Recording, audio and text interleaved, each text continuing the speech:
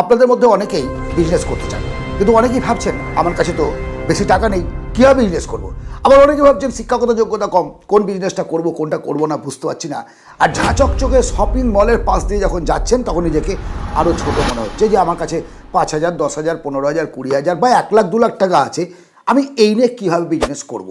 এবং সমস্ত বিজনেসগুলো করতে গেলে প্রথমে যেটা প্রয়োজন হয় ঘর ভাড়া নেওয়া, সেখানে মোটা টাকা সেলামি, এবং ফার্নিচার, সেখানে মোটা অঙ্কের একটা টাকা বিনিয়োগ করতে হয়। ফলে ইচ্ছে থাকলেও বিজনেস শুরু করতে পারেন না, অপরদিকে চাকরি পাচ্ছেন না, লেবারি করতে হচ্ছে। আর সেই কারণেই মধ্যবিত্ত গরিব পরিবারের ছেলে মেয়েদের জন্য আমি ছোট বিজনেস আইডিয়াগুলো নিয়ে আসি, যাতে কম ইনভেস্ট করে বিজনেস শুরু করতে পারেন, নিজের পায়ে দাঁড়াতে পারেন এবং একটা সময়ে এই বিজনেসকে আপনি বড় একটা ইন্ডাস্ট্রিতে পরিণত করতে পারেন। এমনই 5টা বিজনেস আইডিয়া আজকে আপনাদের সঙ্গে আমি শেয়ার করব। সফলতার পথে বিজনেস মোটিভেশনে আপনাদের সঙ্গে আমি সঞ্জীব। কলা গাছ দেখিনি এমনটা কিন্তু হতে পারে না। আমরা প্রত্যেকেই কখনো না কখনো প্রতিদিন না হলেও কলা পান করি, কলা খাই। কিভাবে পান করছি, কীভাবে খাচ্ছি সেটা আমরা বুঝতে পারছি না। কলা এমন একটা জিনিস, ব্যানানা এমন একটা জিনিস যেটা মাল্টিপারপাস বিজনেসের জন্ম দিতে পারে। মাল্টিপারপাস, আপনি জানেন না হয়তো, এবং এর কম্পিটিশন কম, ইনভেস্ট অত্যন্ত কম। ব্যানানা পাউডার মেকিং বিজনেস নিয়ে অলরেডি আমি একটা ভিডিও বানিয়েছি, সেখানে ডিটেলসে বলেছি কীভাবে বানাবেন, কীভাবে বিক্রি করবেন, কত টাকা লাভ, সমস্ত কিছু আপনি দেখে নেবেন। তাহলে প্রথম যে বিজনেস আইডিয়া ব্যানানা থেকে করতে পারেন সেটা হচ্ছে ব্যানানা পাউডারের ব্যবসা। কীরকম? কাঁচা কলাকে ছোট ছোট পিস করে সেটাকে রোদ্রে শুকিয়ে নিয়ে বা ড্রায়ার দিয়ে শুকিয়ে নিয়ে পাউডার পিস করে বিক্রি করতে পারেন। Gym centre, cosmetic centre, medicine centre, baby food হিসেবে প্রচুর চাহিদা। আচ্ছা, পটেটো চিপস খেয়েছেন? আলুর চিপস আমরা বাজার থেকে কিনে খাই, বিভিন্ন কোম্পানির খাই। কলার চিপসও কিন্তু দারুণ চাহিদা, দারুণ একটা ন্যাচারাল জিনিস। এখানেও কাঁচা কলা লাগে। কাঁচা কলাকে ওইভাবেই চোকা ছাড়িয়ে পরিষ্কার জলে ধুয়ে ছোট ছোট টুকরো টুকরো পিস করে আপনি সেটাকে ভালোভাবে তেলে ভেজে নিলেন বা অটোমেটিক মেশিন নিলেন। যদি আপনার কাছে ইনভেস্ট করার ক্ষমতা থাকে, আপনি 1-1.5 লাখ টাকা ইনভেস্ট করে মেশিনে করে সেই কাজগুলো করতে পারেন। সেখানে তেলটা অ্যাবজর্ব করে না, তেল কম লাগে। অথবা আপনি বাড়িতেই এই কলাগুলোকে ভালোভাবে ভেজে নিন, রোদে শুকিয়ে নিয়ে ভেজে নিলেন, চিপস বানিয়ে নিলেন। এবার তাতে একটুখানি মশলা অ্যাড করে দিয়ে প্যাকিং করে বাজারে ছেড়ে দিন, কলার চিপস তৈরি হয়ে গেল। শুধু কলা থেকেই বলছি, আপনি কলা থেকে ভিনিগার এবং ওয়াইন তৈরি করতে পারেন। এখানে বেশি পাকা কলার প্রয়োজন হয়, বেশি পাকা কলা। এখান থেকে আপনি মিক্স করলেন, পেস্ট করে নিয়ে সেটাকে আবার বয়েল করতে, সিদ্ধ করতে হয়, মানে বাষ্পটাকে ধরতে হয়, প্রসেসিং আছে। সেগুলোর যদি আপনাদের ইন্টারেস্ট থাকে, আপনাদের কেউ জানতে চান ডিটেলসে, আমি একটা একটা করে ভিডিও করবো, যেমন ব্যানানা পাউডারটা নিয়ে করেছি সেইভাবে। আমি শুধু বলতে চাইছি কলা থেকে কত ধরনের বিজনেস আপনি করতে পারেন, সেগুলো ইউনিক। কাপড়ের দোকান, স্টেশনারির দোকান কত করবেন। কলা থেকে, কলার পাতা থেকে প্রসেসিং করে আজকের দিনে আপনি দেখতে পাচ্ছেন বিয়েবাড়ি, বিভিন্ন অনুষ্ঠানে থালা, বাটি এইগুলো তৈরি হচ্ছে। ইকোসিস্টেম তো ন্যাচারাল, এটা প্লাস্টিক নয়, এটা এবং এটা প্রোডাক্টিভ। আপনি চাষ করছেন একটা কলা গাছের A to Z ব্যবহার করা যায়।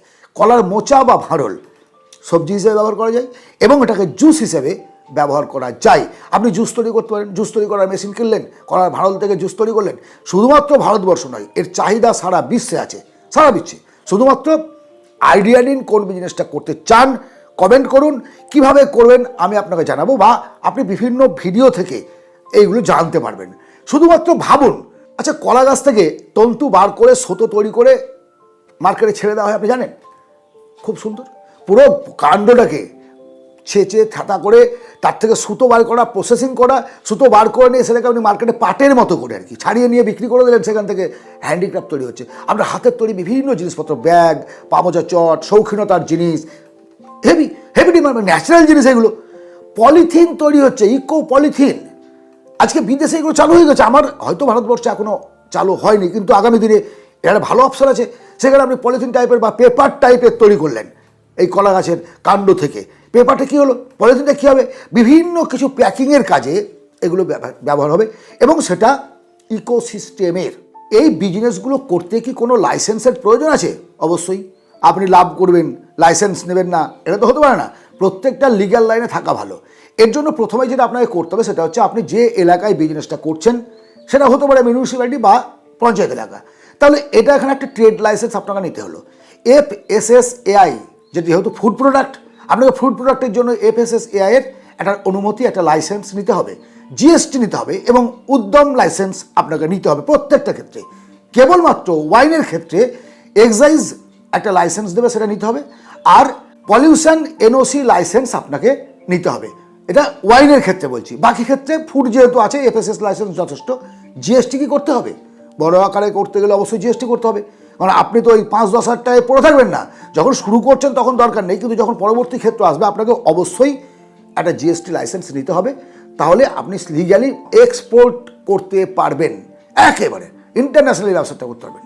সেই জন্যই বলছি এই বিজনেসে আসুন, ইউনিক বিজনেস, নতুন ব্যবসা। আচ্ছা, আর্থিক সহায়তা কি গভর্নমেন্ট দেয়? প্রশ্ন হতেই পারে আপনার। অবশ্যই আপনি আপনার নিকটবর্তী সেন্ট্রাল ব্যাঙ্কগুলোতে যান, সেখানে প্রধানমন্ত্রী যোজনায় বহু স্কিম আছে এই গ্রামীণ বিজনেসগুলোকে তুলে আনার জন্য, ছোট ব্যবসাগুলোকে, ম্যানুফ্যাকচারিং ব্যবসাগুলোকে তুলে আনার জন্য। সেখানে আপনি আর্থিক সহায়তা পাবেন।